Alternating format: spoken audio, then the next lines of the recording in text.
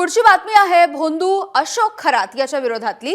कारण अशोक खरातच्या विरोधामधले पुरावे संकलित करण्याच्या कामाला आता चांगलाच वेग आलेला आहे आणि तब्बल 160 GB डिजिटल पुरावे तपास यंत्रणांनी आतापर्यंत गोळा केलेत। या डिजिटल पुराव्यांच्या माध्यमातून खरातच्या काळ्या कारनाम्यांचा भांडाफोड झालाय। फॉरेन्सिक अहवाल SIT कडे सादर करण्यात आला। एकूण 4 डिजिटल उपकरणांची तपासणी पूर्ण झाली आणि प्रत्येक पुराव्याला ABC असे कोड वर्ड देण्यात आले आहेत। ए मध्ये लैंगिक अत्याचाराचे गंभीर संकेत आहेत आणि या पुराव्यांमुळे अशोक खरात भोवतीचा कारवाईचा फास हा दिवसेंदिवस अधिक घट्ट होतोय।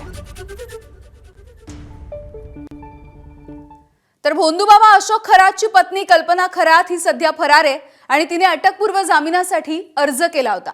या जामीन अर्जावरची सुनावणी आज पार पडणार होती, मात्र आता ही सुनावणी पुढे ढकलण्यात आली। कल्पना खरातच्या अटकपूर्व जामिनावरती पुढची सुनावणी ही 16 तारखेला घेतली जाणार आहे।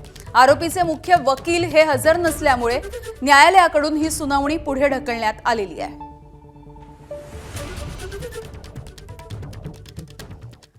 तर भोंदूबाबा अशोक खरातना पतसंस्थांमध्ये केलेल्या घोटाळ्यांमुळे रुपाली चाकणकर यांची बहीण प्रतिभा चाकणकर या देखील अडचणीमध्ये सापडल्यात। आज शिर्डी पोलिसांनी प्रतिभा चाकणकर यांना नोटीस बजावली।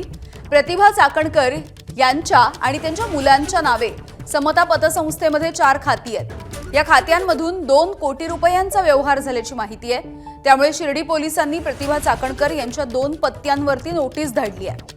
नोटीस मिळाल्याच्या नंतर 5 दिवसांमध्ये जबाब देण्यासाठी त्यांना हजर राहावं लागणार आहे।